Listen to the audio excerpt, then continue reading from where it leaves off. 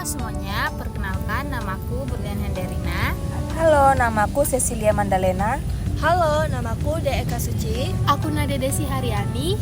Ngomong-ngomong nih, kalian pernah nggak sih kayak ngerasa bingung kalau dengar istilah pajak? Banget, kayak tiap kali dengar kata angka dan pasal, pasti langsung auto blank. Iya benar, tapi kali ini nggak bakal serumit itu kok. Kita bahasnya santai aja. Topik kita kali ini tuh justru menarik banget loh, apalagi buat yang punya penghasilan dari luar negeri. Yep, karena yang bakal kita bahas adalah PPh Pasal 24.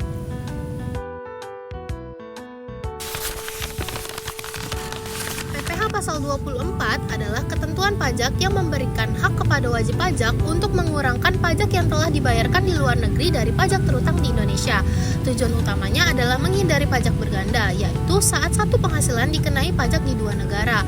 Kredit pajak luar negeri ini hanya dapat digunakan apabila terdapat bukti pembayaran pajak yang sah dari negara tempat penghasilan diperoleh.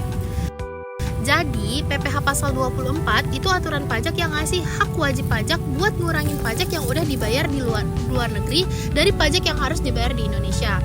Jadi gini ya, kalau kamu udah bayar pajak di luar negeri, pas ngitung pajak di Indonesia bisa dikurangi segitu, jadi nggak double bayarnya gitu loh.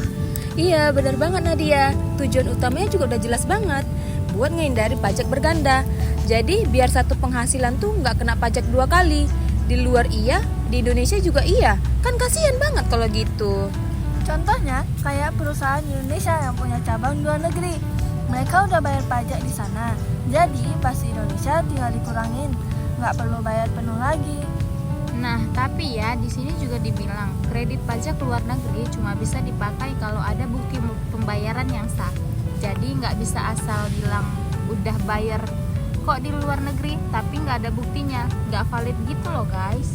Intinya sih, aturan ini tuh dibuat untuk melindungi wajib pajak biar gak rugi, tapi tetap transparan dan adil juga buat negara. Yap, jadi win-win gitu. Wajib pajak nggak double bayar, negara juga dapat pajak yang seharusnya. Dasar hukum. Kalau kita lihat nih di slide, dasar hukumnya lengkap banget ya. Dari undang-undang sampai peraturan Dirjen Pajak, semuanya ada. Iya, yang pertama tuh Undang-Undang Nomor 36 Tahun 2008 tentang pajak penghasilan. Itu kayak buku induknya pajak. Dasar utamanya semua aturan pajak di Indonesia. Terus lanjut, ada juga UU HPP tahun 2021. Nah, ini versi update-nya. Biar aturan pajak yang lama nggak tumpang tindih dan lebih nyatu semuanya.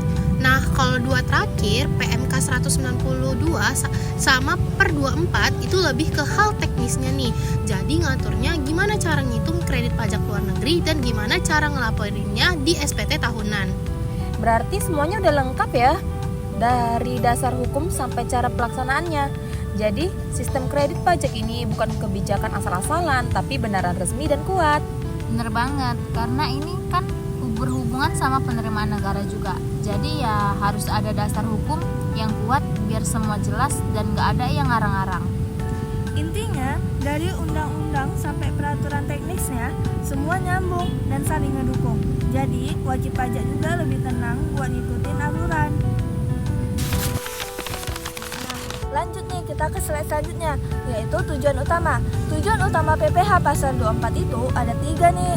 Mencegah pajak berganda internasional, ningkatin iklim investasi luar negeri, dan sama menciptakan keadilan pajak.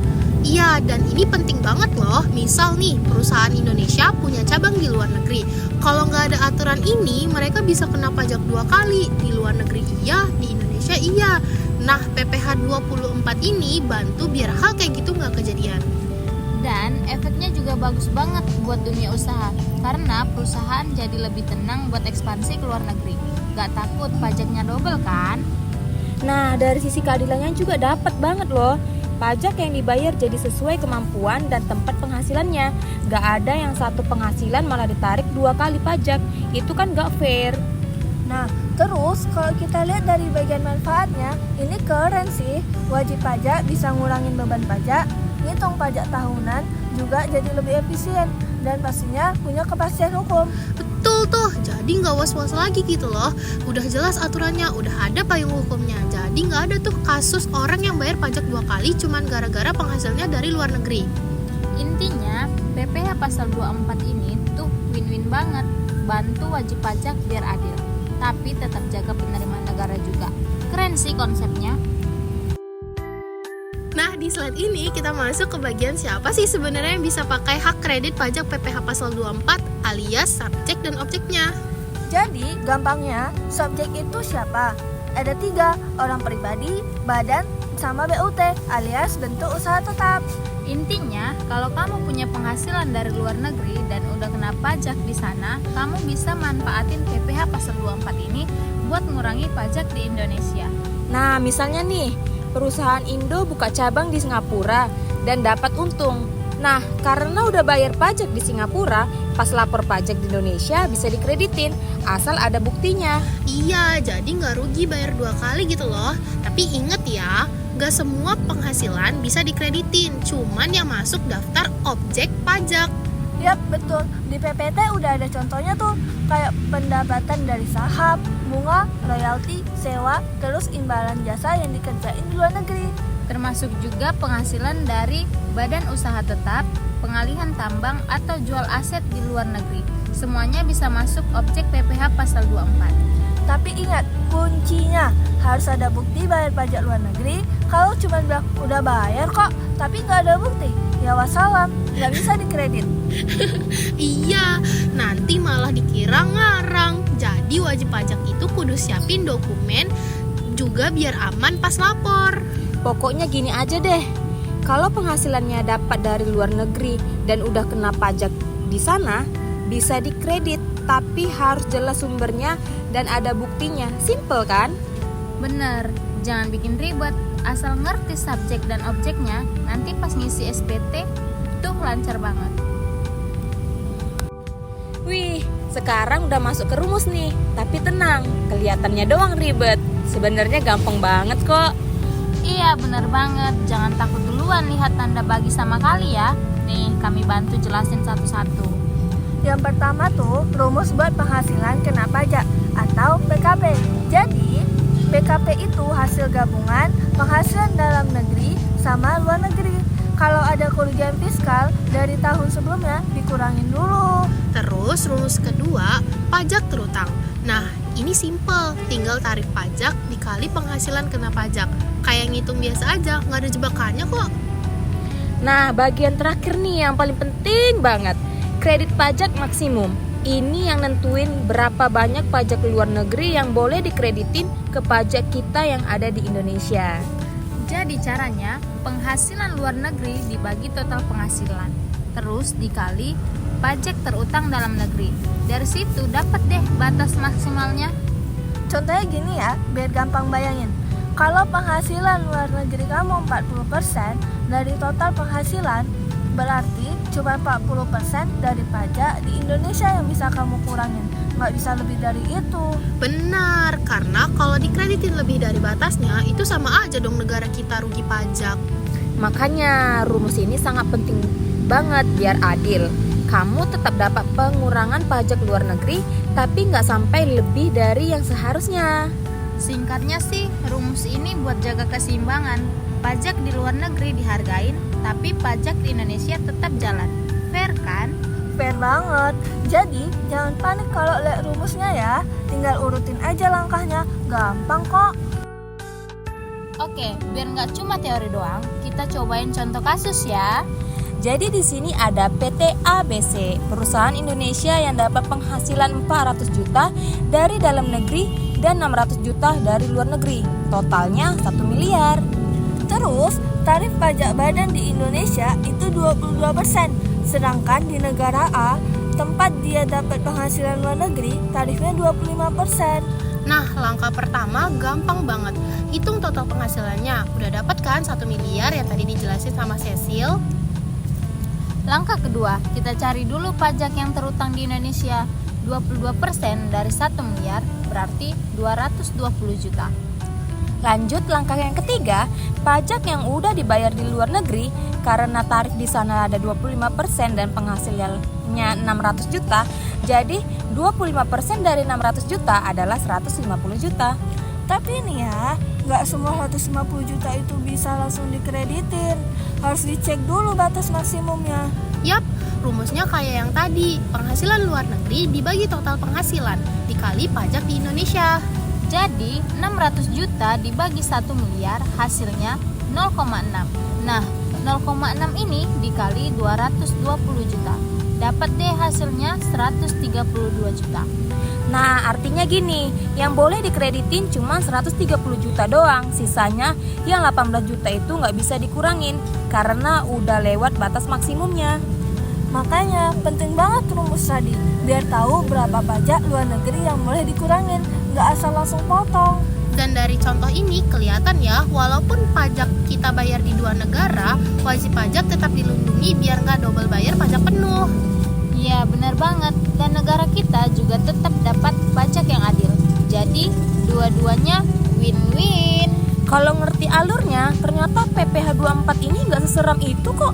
Tinggal step by step aja. Oke, jadi sebelum lanjut ke pasal lain, kita bahas dulu nih satu hal penting, syarat biar pajak luar negeri bisa dikreditin di Indonesia.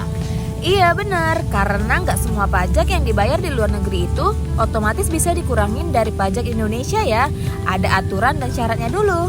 Nah, yang pertama, pajaknya tuh harus benar-benar udah dibayar di luar negeri, bukan masih rencana atau belum keluar tagihannya ya. Terus yang kedua, harus ada bukti resminya. Biasanya sih bentuknya kayak tax paid certificate. Itu tuh surat keterangan dari otoritas pajak di negara tempat kamu bayar pajak. Nah, bukti itu wajib banget ditunjukin karena itu bukti kalau pajak luar negerinya beneran sah dan bisa diakui di Indonesia. Terus itu, penghasilan dari luar negeri itu juga harus kamu laporin di SPT tahunan kamu di sini. Kalau enggak dilaporin ya otomatis nggak bisa dikredit. Dan jumlah yang mau dikreditin juga nggak bisa sembarangan loh. Ada batas maksimalnya sesuai rumus yang tadi udah kita bahas di slide sebelumnya. Oh iya, satu lagi nih, pajaknya harus dari negara yang punya kerjasama dengan Indonesia. Istilahnya exchange of information gitu, jadi datanya bisa saling cek antar negara. Intinya sih boleh banget manfaatin PPh pasal 24 ini, tapi harus rapi dan bisa dibuktiin biar aman, fair, dan gak kena masalah pas lapor pajak. Yap, benar banget. Jangan cuman asal ngomong udah bayar di luar negeri kok, tapi nggak bisa dibuktiin, itu sama aja nggak bakal bisa diterima. Makanya penting banget simpan semua bukti pembayaran pajak dari negara luar buat jaga-jaga waktu lapor nanti. Pokoknya selama semua syaratnya lengkap, pajak luar negeri kamu bisa dikreditin dengan aman dan legal. Nah, sekarang kita masuk nih ke bagian yang orang-orang pada bingung. Apa sih sebenarnya bedanya PPh pasal 23, 24, dan 26? Ya, kan bentuknya sama-sama PPh semua. Jadi banyak yang ngira sama aja, padahal beda banget ya fungsinya. Yap, nih gampangnya nih ya, PPh 23 itu pajak penghasilan dalam negeri. Jadi kalau kamu dapat penghasilan dari bunga, royalti, atau jasa dari pihak dalam negeri, itu kena PPh 23. Kayak misalnya kamu punya usaha dan nyewa gedung di Indo. Nah, si pemilik gedung ini nanti kena potongan PPh 23 dari uang sewanya. Terus pada PPh pasal 24 yang kita bahas dari tadi itu buat penghasilan dari luar negeri yang udah dipajakin di sana, tapi bisa dikreditin di Indonesia. Contohnya, perusahaan Indonesia punya cabang di Malaysia dan udah bayar pajak di sana. Nah, itu bisa dikurangi dari pajak di sini, tapi harus sesuai batas maksimal ya. Nah, kalau PPh 26 itu beda lagi loh. Ini buat wajib pajak luar negeri yang dapat penghasilan dari Indonesia. Jadi, orang luar dapat duit dari kita langsung dipotong pajaknya. Misal YouTuber luar negeri dapat penghasilan dari viewer Indonesia. Nah, itu bisa kena PPh 26 tuh. Iya bener banget itu Nadia. Dan PPh 26 ini kebanyakan bersifat final. Jadi udah langsung kelar di situ, nggak bisa dikreditin lagi. Jadi biar gampang ingatnya gini deh, 23 itu dalam negeri, 24 itu luar negeri, tapi bisa dikredit, 26 itu buat orang luar negeri. Udah deh, kalau udah hafal rumus singkat itu, nggak bakal ketukar lagi antara 23, 24, dan 26. Iya, tinggal ingat aja, 23 itu kita, 24 itu kita di luar, 26 itu mereka yang dapat dari kita. Ternyata simple banget ya, tapi nancep juga. Jadi pas ngisi SPT nanti nggak bingung lagi deh. Kesimpulannya, PPh Pasal 24 merupakan kebijakan yang dirancang untuk memberikan keadilan bagi wajib pajak dalam negeri yang memperoleh penghasilan dari luar negeri. Melalui mekanisme kredit pajak luar negeri, pajak yang telah dibayarkan di negara lain dapat dikreditkan atau diperhitungkan sebagai pengurangan pajak yang terutang di Indonesia. Hal ini bertujuan untuk menghindari pajak berganda internasional, menciptakan kepastian hukum, serta mendorong iklim investasi yang lebih kompetitif dan adil.